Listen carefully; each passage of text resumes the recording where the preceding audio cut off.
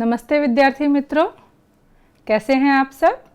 आशा करती हूँ आप सब सुरक्षित हैं और घर पर पढ़ाई भी कर रहे हैं। पत्र एवं डायरी के पाठ के दूसरे भाग में आप सबका स्वागत है। आज की कक्षा शुरू करने से पहले आइए हम देखते हैं कि पिछली कक्षा में हमने किन किन पत्रों के बारे में जाना था। चलिए एक छोटा सा पुनरावर्तन देखते हैं। हम जो इकाई पढ़ रहे हैं वह यह है बच्चों, पत्र एवं डायरी। हमने 7 प्रकार के पत्रों के बारे में पिछले एपिसोड में जाना था, जो आप अभी स्क्रीन पर देख सकते हैं। इनमें से पहले 4 पत्रों को मैंने टिक मार्क किया हुआ है, उस पर चिन्ह लगाया हुआ है जो आप देख सकते हैं। इसका अर्थ यह है कि ये 4 पत्रों के प्रकार हम पिछली कक्षा में पढ़ चुके हैं। वह कौन कौन से हैं बच्चों, चलिए मेरे साथ दोहराइए। निमंत्रण पत्र, बहुत अच्छे, बधाई पत्र, आश्वासन पत्र और अनुमति पत्र। और इससे संबंधित हमने वीडियोस भी देखे थे और इनके बारे में विस्तार से जाना था तथा इस पत्र में आने वाले शब्दों के अर्थ को भी हमने समझा था। आज की कक्षा में हम बाकी के जो 3 पत्र हैं उनके बारे में पढ़ेंगे। वह कौन कौन से हैं? प्रार्थना पत्र, बोलिए मेरे साथ, बहुत अच्छे। कार्यालयी पत्र, बच्चों आप मेरे साथ बोलते रहिए जिससे आपका उच्चारण भी सही होगा। फिर से बोलिए, कार्यालयी पत्र, बहुत अच्छे। और अंत में है व्यावसायिक पत्र। फिर से बोलिए, व्यावसायिक पत्र, बिल्कुल सही। तो बच्चों आज की कक्षा में हमें क्या क्या पढ़ना है इसके बारे में आप जान चुके हैं। तो पत्रों के बारे में जानेंगे, उससे संबंधित वीडियो भी देखेंगे, शब्दों के अर्थ जानेंगे, आपके लिए कुछ अभ्यास की प्रवृत्ति लाई हूँ वो भी करेंगे और बड़े आनंद के साथ हम इस एपिसोड के सभी मुद्दों को अच्छे से समझेंगे। प्रार्थना पत्र, नाम से ही आप जान सकते हैं कि इस पत्र में किसी भी बात के लिए यदि हम किसी से विनती कर रहे हैं, किसी से कोई प्रार्थना कर रहे हैं, तो उस पत्र को हम प्रार्थना पत्र कहते हैं। सामान्यतः प्रार्थना पत्र पाठशाला में विद्यार्थी भी अपने शिक्षक को लिखते हैं। पुत्र या पुत्री अपने पिता को भी किसी चीज़ को जब मांगना होता है तो उसके लिए प्रार्थना पत्र लिखते हैं। स्वाभाविक है कि यदि वह पुत्र और पुत्री अपने पिता या माता से दूर है तो वह प्रार्थना पत्र लिखते हैं। इससे संबंधित एक वीडियो है मेरे पास, आइए उसको देखते हैं और किस प्रणाली से प्रार्थना पत्र लिखा जाता है, किन संबोधनों का उपयोग किया जाता है, वह आप ध्यान से देखिएगा और ध्यान से समझिएगा। तो आइए इस वीडियो को देखते हैं। प्रार्थना पत्र। छुट्टी के लिए प्रधान अध्यापक को पत्र। देसाई फलिया, भावनगर, 23 फरवरी 2011। सेवा में श्री आचार्य महोदय, डीए सार्वजनिक विद्यालय, भावनगर। आदरणीय गुरुदेव, सविनय निवेदन है कि मेरी बहन की शादी आगामी 27 तारीख को निश्चित की गई है। मैं उसका इकलौता भाई हूँ। हम लोगों के यहाँ शादी की कितनी धूम रहती है इससे तो आप अनजान नहीं हैं। फलतः मैं तारीख 24 से 28 5 दिन तक विद्यालय में उपस्थित नहीं हो सकूंगा। पिताजी का पत्र इस प्रार्थना पत्र के साथ भेज रहा हूँ। आशा है आप मुझे यह अवकाश प्रदान करने की कृपा करेंगे। इसके लिए मैं सदैव आपका कृतज्ञ रहूंगा। आपका आज्ञाकारी छात्र मनोज पटेल। क्रमांक 25, वर्ग 8A। तो बच्चों आपने क्या अवलोकन किया? बिल्कुल सही, आप सभी बड़े हैं, 8वीं कक्षा के विद्यार्थी हैं। मैं जानती हूँ आपने अच्छी बातों का अवलोकन किया है। पहली बात तो यह कि यदि हम अपने से बड़ों को कोई प्रार्थना पत्र लिख रहे हैं तो उसमें मानवाचक शब्दों का प्रयोग करते हैं, जैसे कि पूज्य, माननीय, आदरणीय, इन सभी शब्दों का उपयोग किया जाता है। यदि हम किसी को प्रार्थना पत्र लिख रहे हैं तो उसमें एक विनम्रता का भी भाव होता है। हम विनम्र स्वरूप में अपनी बात को रखते हैं। सही है बच्चों? चलिए इससे संबंधित एक वाक्य हम देखते हैं। प्रार्थना पत्र में हम जिससे निवेदन कर रहे हैं उन्हें संबोधन में मानवाचक शब्दों के साथ लिखना चाहिए, जैसे कि आदरणीय, माननीय, श्री, पूज्य इत्यादि। ये सभी शब्द हैं, वह किसी के प्रति आपके सम्मान के भाव को दर्शाते हैं। तो किसी माननीय व्यक्ति के लिए, अपने क्षेत्र में विशिष्ट प्रसिद्धि प्राप्त की हुई व्यक्ति के लिए, हमारे पूजनीय माता पिता के लिए, इन सभी के लिए हमें मानवाचक शब्दों का प्रयोग करना चाहिए। तो आप भी जब किसी को प्रार्थना पत्र लिखें तो इन सब बातों का ध्यान अवश्य रखें। आइए मैं आपको पाठ्य पुस्तक में जो एक प्रार्थना पत्र दिया है उसको दिखाती हूँ और उसमें से आप उस मानवाचक शब्द को ध्यान से देखिए। बच्चों, आपके सामने स्क्रीन पर प्रार्थना पत्र का उदाहरण दिया हुआ है जो आपके पाठ्य पुस्तक में भी है। अब आप देखिए कौन से मानवाचक शब्द का प्रयोग किया गया है। ध्यान से देखिए, आदरणीय यानी जिसके प्रति हमारे मन में आदर है, आदरणीय गुरुदेव। इसी तरह मैंने आपको कहा है कि हमें विनम्रता का भाव रखना है, तो हम अपनी विनम्रता को भी दर्शाने के लिए किन शब्द का उपयोग कर सकते हैं। ध्यान से देखिए, आपका आज्ञाकारी छात्र। हम उनकी आज्ञा को मानते हैं और उसका उल्लंघन कभी नहीं करते हैं, यह हमारी विनम्रता है, यह हमारा शिष्टाचार है। तो इसीलिए विनम्रता का भाव दर्शाने के लिए हम आज्ञाकारी शब्द का उपयोग कर सकते हैं। या आपका विश्वास पात्र, यह शब्द का भी हम उपयोग कर सकते हैं। तो बच्चों, आपने देखा यह दोनों शब्द, तो प्रार्थना पत्र लिखते वक्त आप अवश्य इनका ध्यान रखिएगा। आगे हमारे पास जो पत्र है वह है कार्यालयी पत्र। इससे संबंधित मुझे कुछ आवश्यक बातें आपको बतानी हैं, पर यह सब मैं बताऊं उससे पहले हम इससे संबंधित एक वीडियो देखते हैं। आधी बातें तो आपको वीडियो देखकर ही समझ में आ जाएंगी। चलिए वीडियो देखिए। कार्यालयी पत्र। स्वास्थ्य अधिकारी को गंदगी के बारे में शिकायती पत्र। तारीख 20 मई 2011। सेवा में स्वास्थ्य अधिकारी महोदय, महानगर पालिका बड़ौदा।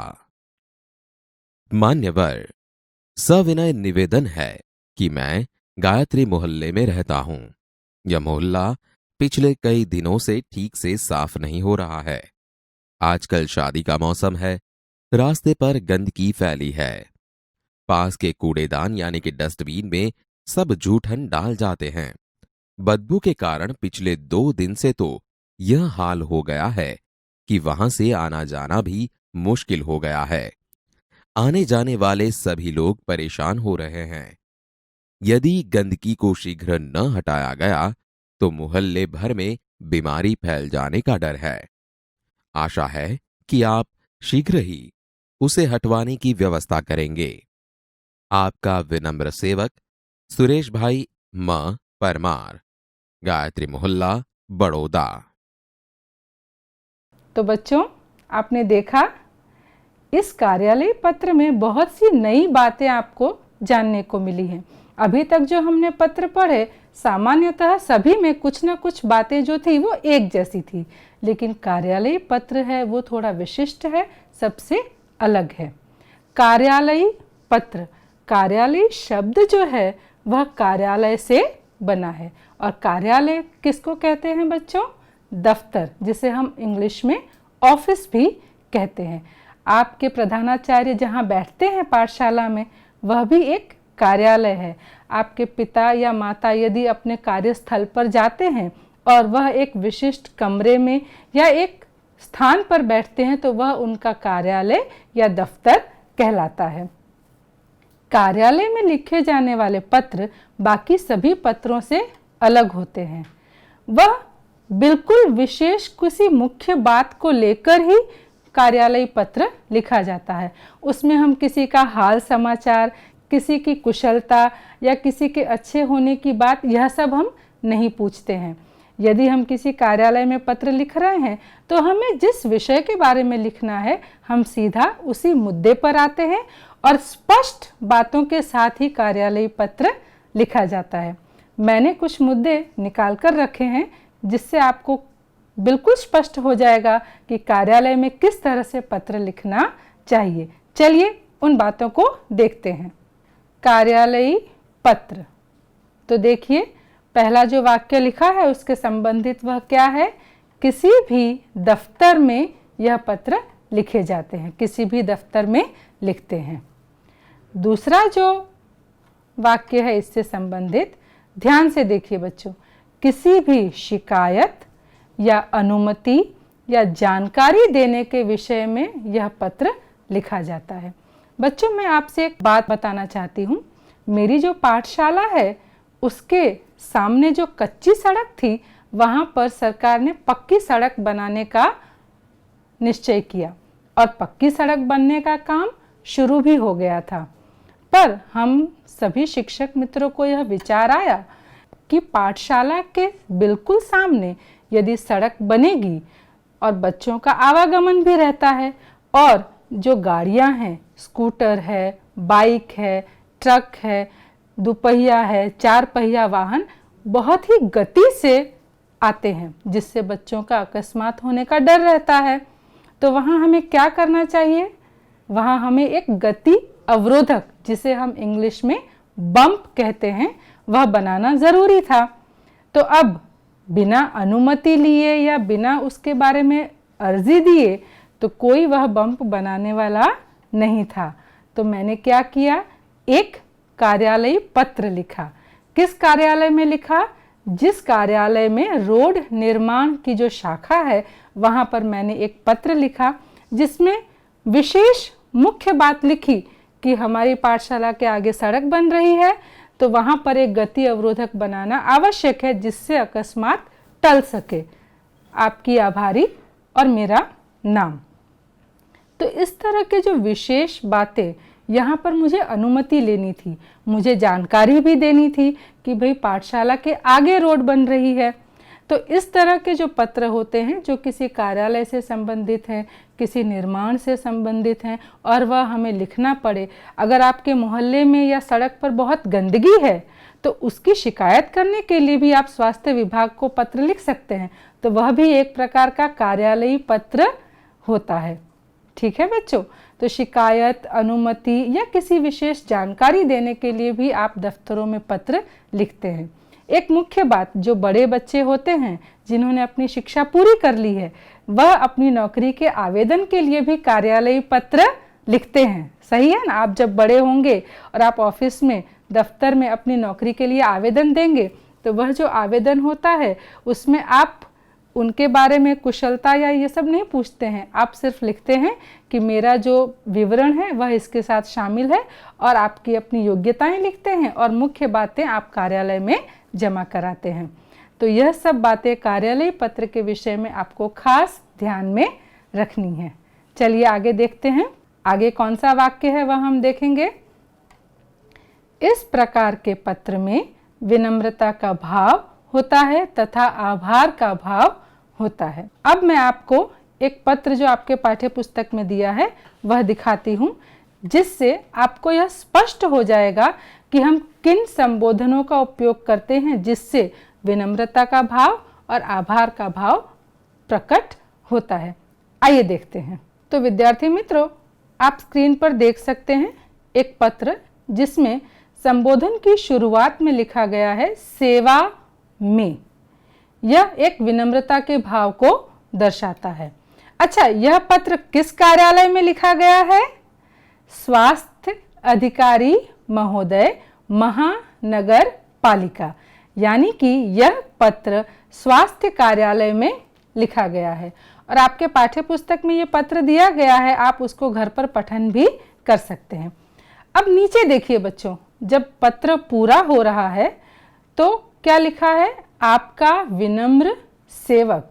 यह एक आभार है कि भाई हम आपसे निवेदन कर रहे हैं, हम आपसे आग्रह कर रहे हैं और यदि हमारा काम पूर्ण होगा तो हम आपके आभारी रहेंगे। तो इस तरह से संबोधन और अंत दोनों में ही हमें शिष्टाचार के शब्दों का प्रयोग करके ही कार्यालयी पत्र लिखना होता है। हम ऐसे गुंडागर्दी नहीं कर सकते पत्र में, हमारा मोहल्ला साफ हो जाना चाहिए, ऐसे करते हैं हम? बिल्कुल नहीं। ऐसा तो आप दोस्तों के बीच में ही कर सकते हो, लेकिन कार्यालय का पत्र जो होता है वह विनम्रता के साथ और मुख्य बात के साथ लिखा जाता है। अंतिम पत्र का जो प्रकार है वह है व्यावसायिक पत्र। आइए उससे संबंधित एक छोटा सा वीडियो देखते हैं और फिर हम उसके बारे में चर्चा करेंगे। चलिए ध्यान से देखिए। व्यावसायिक पत्र। पुस्तकें भेजने के लिए पुस्तक विक्रेता को पत्र। तारीख 10 जुलाई 2011। सेवा में व्यवस्थापक श्री गजानन पुस्तकालय, सुभाष रोड, वलसाड। महोदय, मुझे निम्नलिखित पुस्तकों की आवश्यकता है, उन्हें आप डाक से भेजने की कृपा करें। 1. नन्हा कोश श्री रतिलाल नायक। 2. नालंदा विशाल शब्द सागर श्री नवल जी। 3. बृहद हिंदी शब्दकोश डॉक्टर श्याम बहादुर वर्मा और डॉक्टर धर्मेंद्र शर्मा। 4. साहित्यिक मुहावरा लोकोक्ति कोश हरिवंश राय शर्मा। कृपया उपर्युक्त पुस्तकें उचित कमीशन काटकर शीघ्र ही VPP यानी कि वैल्यू पेएबल पोस्ट से भेजें। भवदीय प्रीति शाह, शांति भवन, MG रोड, राजकोट 360001। तो बच्चों, इस वीडियो में आपने क्या देखा? सबसे पहले व्यावसायिक शब्द जो है वह आया है व्यवसाय से। व्यवसाय मतलब किसी भी प्रकार का कार्य। किसी दफ्तर में कोई कार्य कर रहा है वह भी व्यवसाय है, कोई गाड़ी चला रहा है, टैक्सी चला रहा है वह भी व्यवसाय है, कोई किसी कंपनी में काम करता है वह भी व्यवसाय है, मोची जो अपना काम कर रहा है, लुहार अपना काम, सभी प्रकार के व्यवसाय जो हैं वो जीवन उपार्जन के लिए आवश्यक हैं और ज़रूरी हैं। तो यह बात आपको खास ध्यान रखनी चाहिए। और बच्चों, कोई भी व्यवसाय छोटा या बड़ा नहीं होता, हम अपनी योग्यता के अनुसार किसी भी व्यवसाय को पसंद करते हैं। व्यावसायिक पत्र भी मुख्य बात को दर्शाने के लिए ही होते हैं, उसमें भी सिर्फ विशिष्ट बातों का ही उल्लेख किया जाता है। व्यावसायिक पत्र सामान्यतः कहाँ और किसको लिखा जाता है? मान लीजिए आपको पुस्तकें मंगवानी है किसी पुस्तक विक्रेता से, तो आप उसे एक पत्र लिखेंगे जो व्यावसायिक पत्र कहलाता है। आपको बैंक मैनेजर को अपने खाते के विषय में कोई जानकारी देनी है या कोई बात कहनी है, तो वह भी एक व्यावसायिक पत्र है। आपने किसी दुकानदार को कोई पत्र लिखा है। यह सभी चीज़ें जो एक विशिष्ट व्यवसाय से जुड़ी हुई हैं और उससे संबंधित आप कोई कार्य करवाना चाहते हैं, तो वह व्यावसायिक पत्र कहलाते हैं। कार्यालयी पत्र और व्यावसायिक पत्र में एक छोटा सा भेद है बच्चों। कार्यालयी पत्र में हम किसी काम को करवाने के लिए हम मोल नहीं चुकाते, वह ज़रूरी है, सरकार के अधीन है, समाज के अधीन है, समाज की सुरक्षा के लिए है, तो उसमें हम मोल नहीं चुकाते। परंतु व्यावसायिक पत्र में हमें कोई चीज़ मंगवानी है या हमें कोई ऑनलाइन ऑर्डर, जैसे आजकल आप सुनते हैं, हम मोबाइल पे या कंप्यूटर से ऑनलाइन सामान भी मंगवाते हैं, तो हम उसके लिए अपना पता और चीज़ों की जो सूची है वो लिखते हैं। सही है ना बच्चों? तो इसमें हम मोल चुकाते हैं और हम वस्तुएं प्राप्त करते हैं। तो यह एक छोटा सा भेद है कार्यालयी पत्र तथा व्यावसायिक पत्र में, और इस बात को आपको खास ध्यान रखना है। तो बच्चों, 7 प्रकार के पत्र आपने वीडियोस देखे, उनको विस्तार से हमने समझा, 2 पत्रों के बीच का भेद भी जाना, संबोधन और अंतिम संबोधन दोनों के बारे में जाना। हमने यह भी देखा कि तारीख लिखना ज़रूरी है, हमने यह भी देखा कि पिन कोड लिखना भी ज़रूरी है। अलग अलग प्रकार के पत्रों में उपरोक्त संबोधन और सबसे नीचे के संबोधन में भी फर्क होता है। आज जो हमने पत्रों के प्रकार पढ़े हैं, उनमें भी कुछ नए शब्द हैं जिनका अर्थ जानना आपके लिए ज़रूरी है। तो आइए सभी पत्रों में आए हुए कुछ कठिन शब्दों के अर्थ से हम परिचित होंगे। चलिए देखते हैं। तो बच्चों, हम शब्दों के अर्थ देखेंगे। मौसम, ऋतु, बदबू, दुर्गंध, शीघ्र, जल्दी, डर, भय, उचित, योग्य। तो आज के पत्रों में आए शब्दों को हमने देख लिया है। अब यहाँ पर पत्रों के प्रकार का पूरा जो विस्तार से हमने समझा है, उसको हम कुछ वाक्यों के द्वारा फिर से एक बार समझने की कोशिश करेंगे, जिससे कि पत्र लेखन की तमाम बातें जो हैं वो आपको स्पष्ट हो जाएंगी। आइए हम उन्हें एक के बाद एक पढ़कर समझते हैं। हमने पढ़ लिया है कि लिखने वाले का पता बाईं ओर लिखा जाता है। पत्र पाने वाले का पता लिफाफे पर लिखा जाता है। यदि अंतर्देशीय पत्र आप लिख रहे हैं तो उस पर जगह दी गई है, तो आप उस पत्र पर लिख सकते हैं, उसको अलग से लिफाफे में डालने की ज़रूरत नहीं होती है। और जो तीसरा वाक्य है, पत्र कई प्रकार के होते हैं, यह तो हमने देखा ही है। आइए आगे का वाक्य देखते हैं। पत्र में सरल भाषा का उपयोग करना चाहिए ताकि पत्र पाने वाला हमारे पत्र को आराम से समझ सके। पत्र में आवश्यक बातें ही लिखनी चाहिए, जो बातें ज़रूरी है वही लिखनी चाहिए। पत्र अधिक लंबा नहीं होना चाहिए। पत्र में विशेष बातें ही लिखें और पत्र अधिक लंबा ना करें। यह खास बहुत आवश्यक सूचना है, ध्यान से देखिएगा बच्चों। मित्र के लिए तुम सर्वनाम तथा बड़ों के लिए आप सर्वनाम का उपयोग करना चाहिए। यदि पत्र आप अपने मित्र को लिख रहे हैं तो तुम कैसे हो लिखा जा सकता है, पर यदि आप अपने से बड़े को लिख रहे हैं तो आप कैसे हैं ऐसा लिखना चाहिए। उसके बाद है, पत्र में मुख्य विषय को अभिव्यक्त करना चाहिए, जो हम पहले भी देख चुके हैं, मुख्य विषयों को ही लिखना चाहिए।